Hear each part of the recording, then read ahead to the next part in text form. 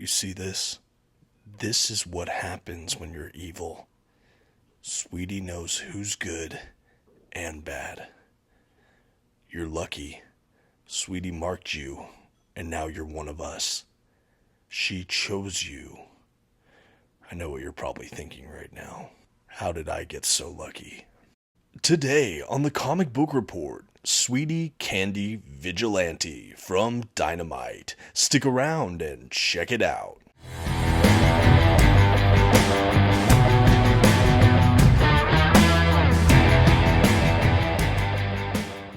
Greetings everyone, my name is Dominic and today you're tuning in to the Comic Book Report, where we review comic books and graphic novels so you can get an idea of what to read. And today I have a very interesting little trade paperback for all of you. We will be looking at Volume 1 of Sweetie Candy Vigilante from Dynamite Entertainment. I'll admit I knew next to nothing about this title before it came in, and well, frankly, it's quite a bit different than I even expected. I'd like to extend a thank you to all those at Dynamite for sending over this free copy in exchange for this honest review. Thanks again, and let's go ahead and get started. First, some quick facts about today's collection. The issues in this volume were written by Suzanne Cafiero and illustrated by Jeff Zornow. The issues in this collection were published by Dynamite Entertainment beginning in 2022. The volume itself collects Sweetie Candy Vigilante, issues 1 through 6. And finally, this is a standard size trade paperback with glossy print paper stock, a glued binding, and a total of 144 pages. At this time, I'd like to go ahead and issue a general spoiler warning. I will be flipping through the contents of today's collection and commenting on plot points throughout. You've been advised. Okay, and here's our first dedicated look to the cover of today's trade paperback. That is Sweetie on the front cover, mid-action shot. This is Sweetie Candy Vigilante. I'll admit right from the jump, the eye-popping color and kind of cartoony, animated-looking design frankly made this a bit of a standout. Okay, next up as we go to the spine, we have that nice shock of pink and then some white text against it. We have the name of the publisher, Sweetie Candy Vigilante, the creators. Interestingly enough, there is no Volume 1 label on this, though I do believe they've done more in this universe after this point, and certainly narratively it feels like just the very beginning. On the back cover of this trade paperback, we have this really cool kind of purple and pink swirly design. We have that stylized font for the title again, Sweetie Candy Vigilante. Text about the book, this kind of I Candy NY or I Heart NY, and just some basic stuff about the book. All pretty straightforward here. No actual character models or other imaging on the back, but I do love the shock of color we get. Now let's go ahead and take a moment to check out the binding for today's collection. I will say this is just pretty standard binding for trade paperbacks that I've seen. We got a nice little bit of glue, no real issue during the issues here, maybe a little bit of gutter loss, but nothing too critical.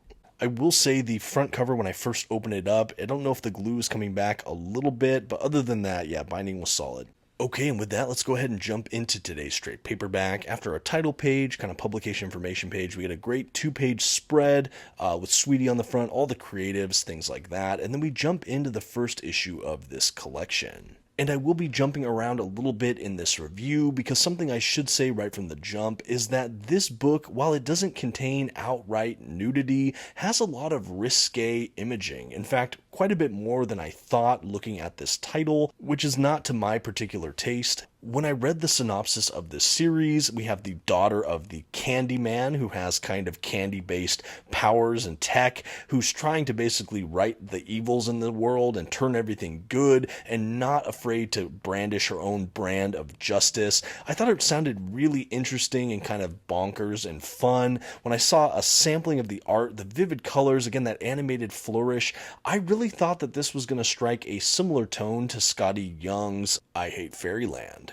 And at least from what I've read thus far, it really doesn't. The beginning of this comic really starts risque. We basically have Sweetie coming up to a gentleman's club and trying to reclaim this ground and convert it into a candy shop. We have her facing off against kind of mobster thugs, and she uses candies as weaponry, and some of them like melt faces, and it's just really gory and over violent. So definitely a really strange juxtaposition here. As I mentioned earlier, she is the son of the Candyman, and we find out that her backstory involves her family basically having this really well-loved candy shop in the heart of New York City.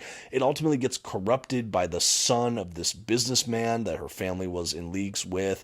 Her family is basically dead or presumed dead. They're missing. Her brother kind of walked away and left her with sort of the legacy, and now she's here to reclaim the ground, open a candy shop, and basically fight for right.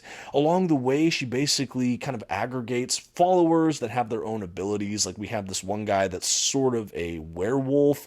We have what appear to be Hansel and Gretel as part of her crew, amongst others. Our vehicle into this larger world, though, is actually one of the dancers at this club who is kind of saved by Sweetie and then taken in by this werewolf figure who basically introduces her into the world of Sweetie and her backstory. This all happens kind of going into, I think, maybe the second or third issue.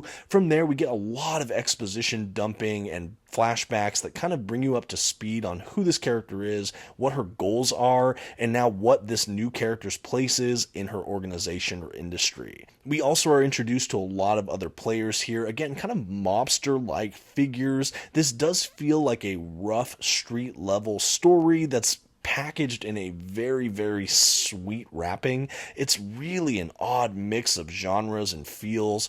We get introduced to some of the local authorities and police presence who are kind of investigating some candy-related murders, although they maybe don't know exactly that that's what's involved. They're investigating Sweetie, and we have, again, Sweetie just trying to stop the bad guys in her own mind. And it's just a, really interesting setup here. We have kind of a sentient giant gummy bear and a sentient Christmas tree of some kind.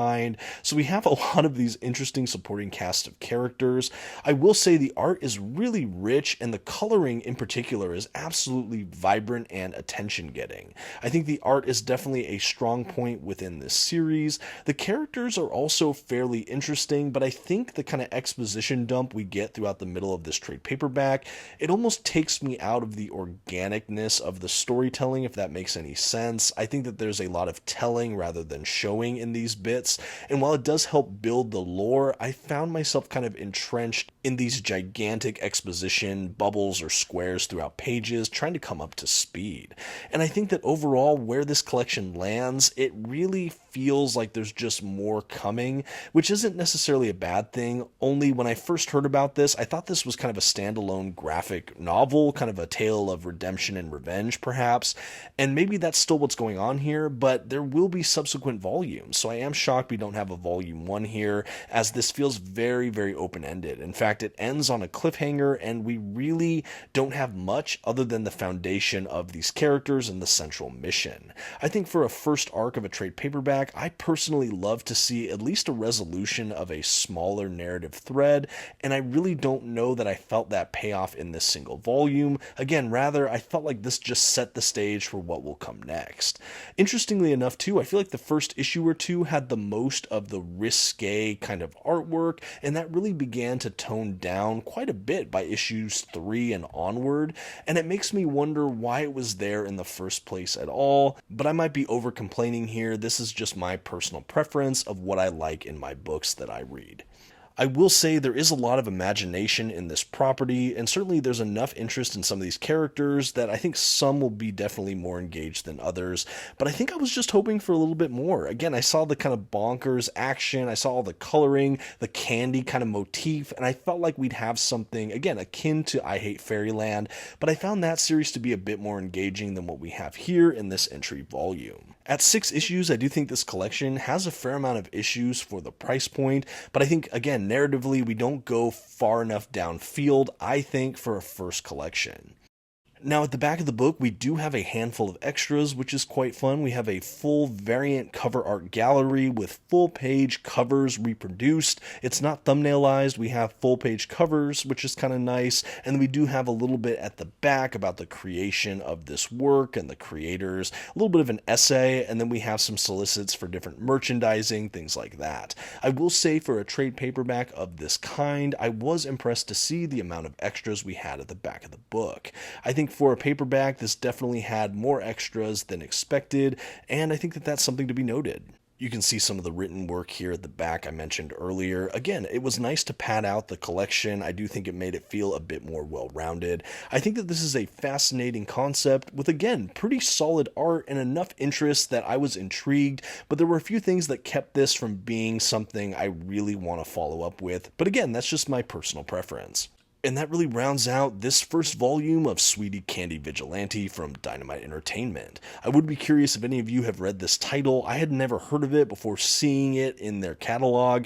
Anyway, I think all that's left to do now is to give this book a grade. For this 6-issue candy-soaked thrill ride, the Comic Book Report is going to give Sweetie Candy Vigilante a C-. I think for me this was a little bit below my average reading taste. I don't really enjoy the risque for risque's sake. Again, that's down to my personal preference. I do think narratively there was a bit too much exposition for me in these early issues, and I don't really feel like we accomplished much across these 6 issues. That being said, I did love the world building. I think the art is fantastic. The coloring in particular punches out of every page, and I do think that this successfully laid a foundation for richer character development and storytelling in future volumes of this series. But that's just my opinion. Again, I'd love to hear yours. If this is a series you've read, follow up with, or have heard of, I would be very curious to hear about that in the comment section below. And thank you again to Dynamite Entertainment for sending this review copy in exchange for this honest review. Thanks everyone, and until next time, this has been the Comic Book Report. Please don't forget to leave your like, comment, and maybe check out another video on your way out. Thanks, and have a good one.